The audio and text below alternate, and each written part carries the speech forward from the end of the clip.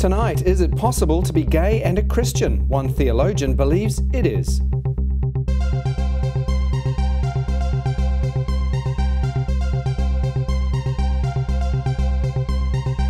Hi everyone, welcome to the program. I'm Andrew Whiteside. This is GayTalk Tonight.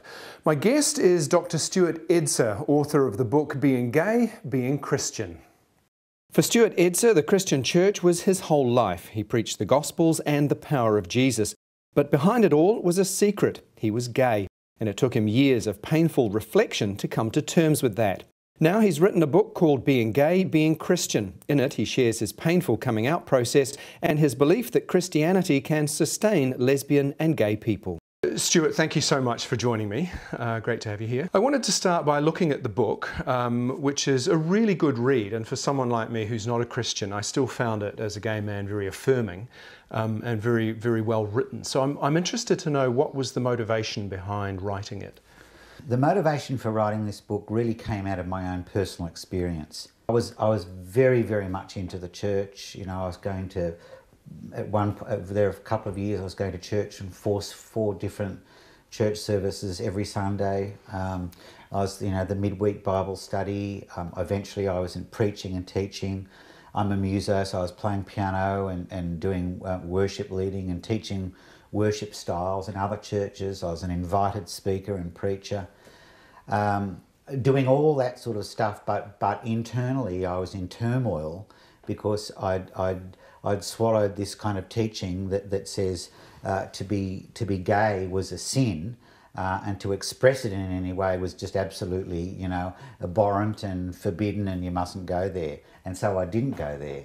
And for the best part of probably 22 years, I lived this life, almost this double life, a secret life, where I outwardly was a Christian, inwardly felt like I wanted to have a spirituality, but I had this same-sex desire that I felt was just completely forbidden. So the two are mutually exclusive. You couldn't be both. You could be a Christian but not gay, or you could be gay and not a Christian. And I felt like I had no choice. I felt I couldn't give up God, so I had to give up my sexuality. That was the thinking I had then.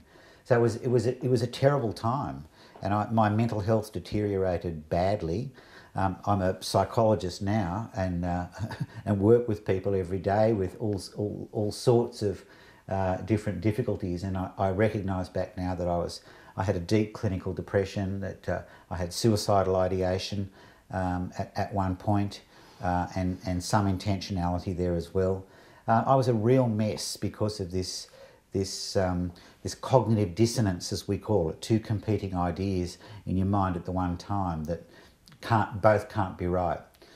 And so writing the book, I wanted to try to help save some people from going through the same sort of journey rather, that I did. There's so many gay people out there who are either of faith or would like to have some kind of level of spirituality, but feel they can't because of the church, or traditional church teachings at least anyway, or who've been hurt by the church. So I wrote it for them predominantly, but I also wrote it for their families and their friends, and also for the clergy too, because I want the clergy to look at these issues and revisit them, as I think they need to and must, and to look at the whole human sexuality teaching again. So hence Being Gay, Being Christian was born. What do you think is the main thing that pulled you out of your depression and set you back on a track?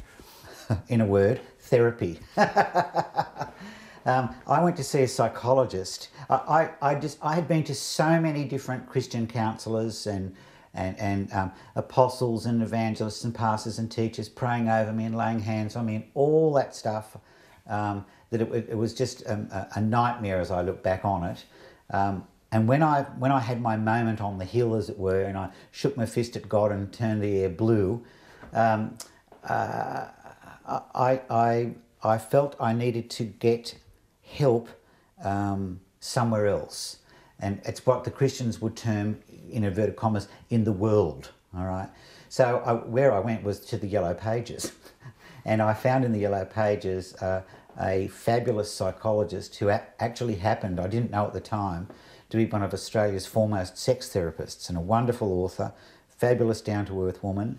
And I went and I poured it all out with her for week after week, and then fortnightly and monthly over about a 12-month period. And she helped me through just divesting myself of all the junk that I'd accumulated over all that time in terms of my thinking and my emotional state and my physical desires. So I talked about everything with her, you know, there was nothing was taboo.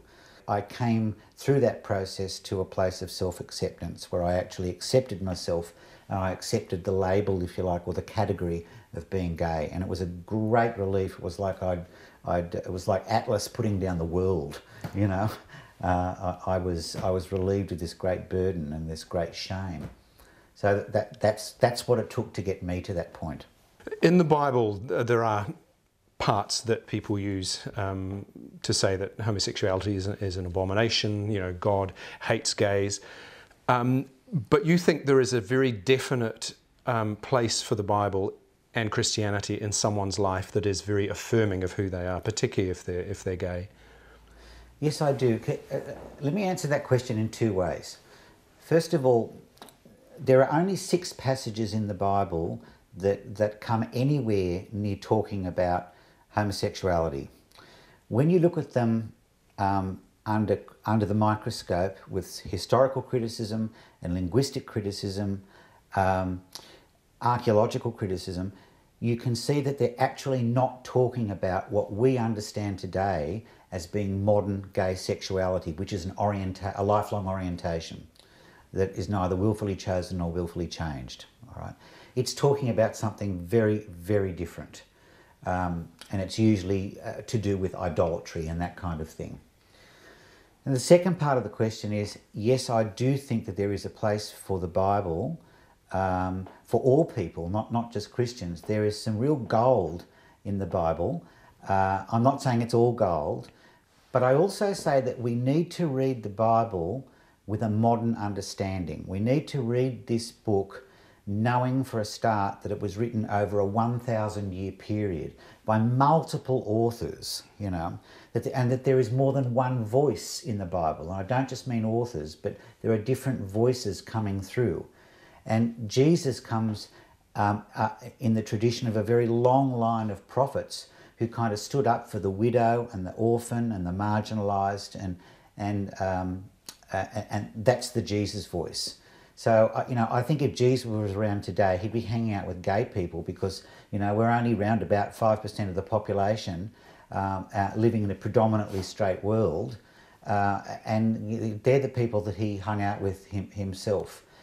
There is some fabulous, really wonderful, life-affirming stuff in the Bible, and I still hold the scriptures to be a wonderful foundation document of faith in the Jesus style. You know, I'm not saying it's the only style of faith there is, but in the Jesus tradition, it's the foundation document.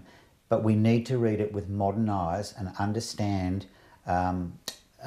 things culturally and carefully. We know that there's genocide in there, and there's homophobia in there, there's misogyny in there, there's all sorts of nasties in there, but there's also some really precious stuff there too. What do you think is the secret or the path to having a happy, fulfilled kind of life? I think 2 things for me, and look, I guess it's different for different people, but 2 things for me are relationship, first of all. I think we are inherently and basically relational creatures.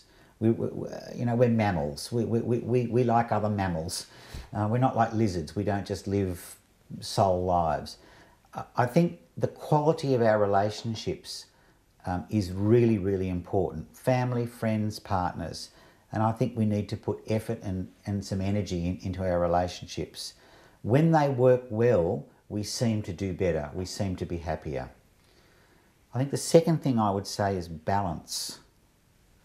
Now, that might sound a bit boring, but what I mean by this is, that I don't think life should be about any one thing. I think when the spotlight comes on the curtains and it opens up and the stage is there, what's there in your life? For the alcoholic, it's just alcohol. You know, for the drug addict, it's just drugs. For some of the fundamentalist Christians, it's just church. You know, for some married people, it's marriage or family or kids. For workaholic, it's work. All right. I actually believe that we can't live life happily and in a fulfilled way if we've only got one thing there, even if it's a good thing like exercise. You know, I think we have to have a broad range of things across that stage, things that are going to enrich our lives and bring us fulfillment and greater connection with the world and with other people. Now, as a Christian, I'd want to throw in a level of spirituality, because I think that's a really important thing. Just sort of understanding, for me, that God is in and around and through us all, seems to be passionate about the earth and its people, and wants to make that relationship intentional if we're open to that. And I like that as well. That's great. Thank you so much. I really appreciate your time. Oh, thank you very much. It's been great to be here.